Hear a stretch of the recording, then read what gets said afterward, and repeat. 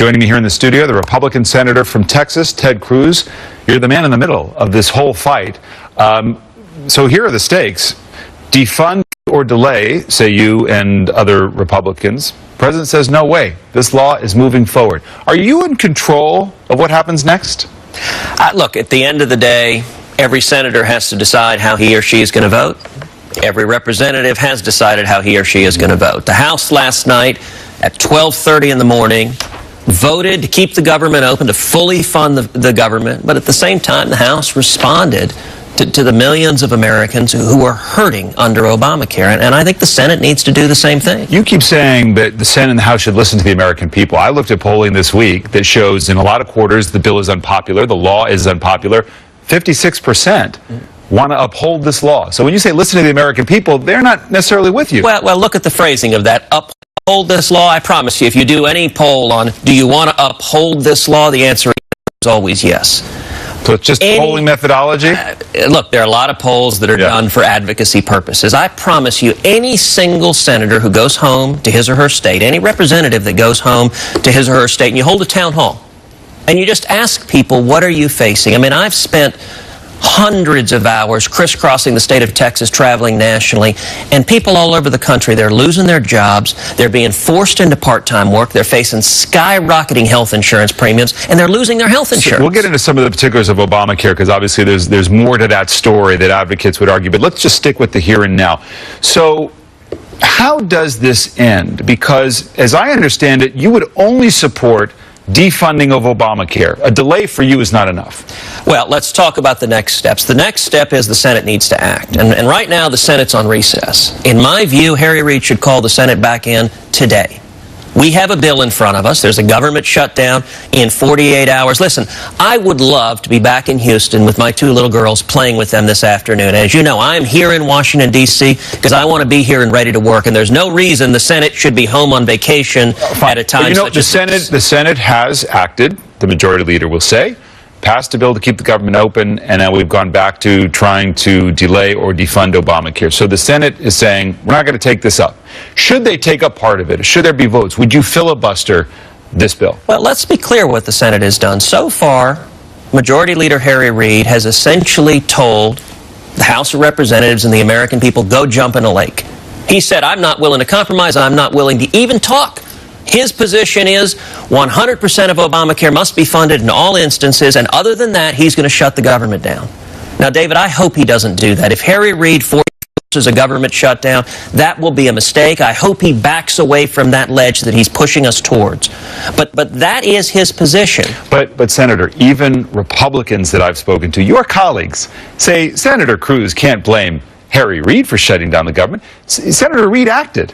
He passed a bill to keep the government open. But let's be clear, the House has twice now voted to keep the government open. And if we have a shutdown, it will only be because when the Senate comes back, Harry Reid says, I refuse even to talk. And let's be clear also, President Obama has granted a delay for giant corporations. Every big company in America has gotten a one-year delay.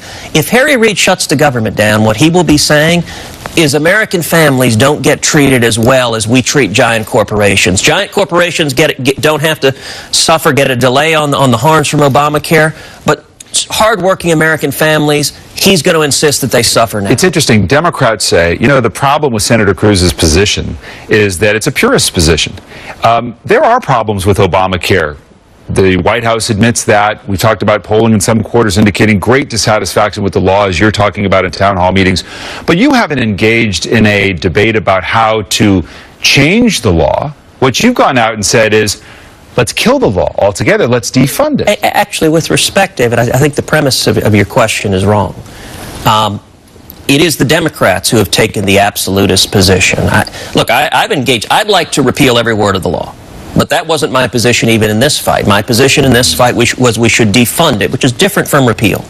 And even now, what the House of Representatives has done is a step removed from defunding. It's delaying it. Now, that's the essence of a compromise. For all of us who want to see it repealed, simply delaying it for American families on the same terms as being done for big corporations, that's a compromise. And at the same time, David, on the other side, what have the Democrats compromised on? Nothing. Zero. Their position is absolutely no matter what. How is that compromise? You make this argument as if there's no broader context here. Obamacare has been legislated, it has been adjudicated, and it has been tested to the political system. And so let's go through that. We had an election where I heard the standard bearer for the Republican Party, Mitt Romney, say Obamacare should be repealed. All the Republicans already voted against this thing when it was ultimately passed. The Supreme Court upheld it. And then this summer, you and your colleagues said, look, let's have a strategy here of defunding Obamacare. And you had people who signed a letter, and they said they joined you in that fight. Well, here you are now. You don't even have the same number of folks who signed the letter who voted with you in this effort. There are not protests in the streets arguing to do away with this law in the way that you'd like. Again, 56% in one poll this week, New York Times, CBS said, let's uphold the law. So I'm focusing on results, your goal and results. Where have you moved anything? Okay, look, the facts are becoming more and more clear that Obamacare isn't working. Every day that's becoming more clear. There's a reason the unions are jumping ship. One union after another is saying, let me out. There's a reason why James Hoffa, the president of the Teamsters, said that he was writing on behalf of millions of working men and women, and he used millions, not hundreds, not thousands, and he said Obamacare was destroying their health care. Destroying is his word. Now, why is it that Harry Reid and the Senate Democrats are not willing to listen to the millions of working men and women whose health care is being destroyed? You're a terrific lawyer. You're making an argument. I asked you a specific question based on the facts on the ground. You've made all these arguments. My goodness, you went and spoke for 21 hours to make these arguments. You haven't moved anyone. Oh, look, the American people overwhelmingly reject Obamacare. They understand it's not working. The only people who aren't listening to the argument are the career politicians in Washington. Is Harry Reid, who wants to use brute political force. And the great thing about the Constitution is that it creates a system of checks and balances, and each branch has the ability to check another. President Obama, sadly, in implementing Obamacare, has over and over again disregarded the law. When he granted an exemption for giant corporations, that was contrary to law.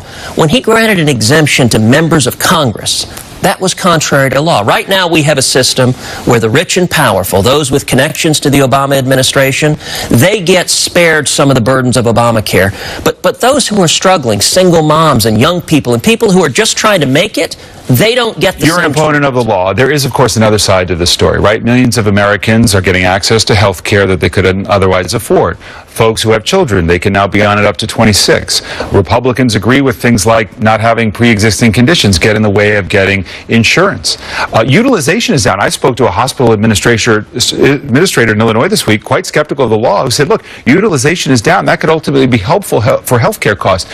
You can't know what the effect is 5 years on from this law, and nor can proponents of the law. But here's one argument. You've made yours, and the president, when he spoke this week, he actually referred to your words, and I want to play a portion of this, suggesting that what you really don't want to happen is for the law to go forward, because then people would really start liking it. This is what he said. He said, it's going to prove almost impossible to undo Obamacare. Right? So in other words, we've got to shut this thing down before people find out that they like it. You don't think Americans will like it? You don't think that 25% of the state of Texas that's uninsured will actually like the expanded access to get health insurance? I don't, and here's why. Because it's not working. What's happening, if you want people to get health insurance, the best way for them to get health insurance is to get a job. And Obamacare is the biggest job killer in this country. If you look at the U.S. Chamber of Commerce surveyed small businesses subject to the mandate, half of them said that they were forcibly reducing people's hours to 29 hours a week or less, or hiring part-time workers. Another 24% said they weren't growing to keep their size under 50 workers. If you're a young person coming out of school right now, unable to find a job, a big part of the reason you're not able to find a job is because small businesses aren't growing because of Obamacare. And there's nothing that could give you better health insurance than having a vibrant economy where you can get a job. Let's take, for example, the 15,000 workers at UPS who just a few weeks ago received notice from their employer that spousal coverage was being dropped, that their husbands and wives were losing the health insurance that they're enjoying right now. Let's take the workers at SeaWorld who were told, we're forcibly reducing your hours to 28 hours a week because of Obamacare. This is happening all over the country, David. People are hurting because of this law.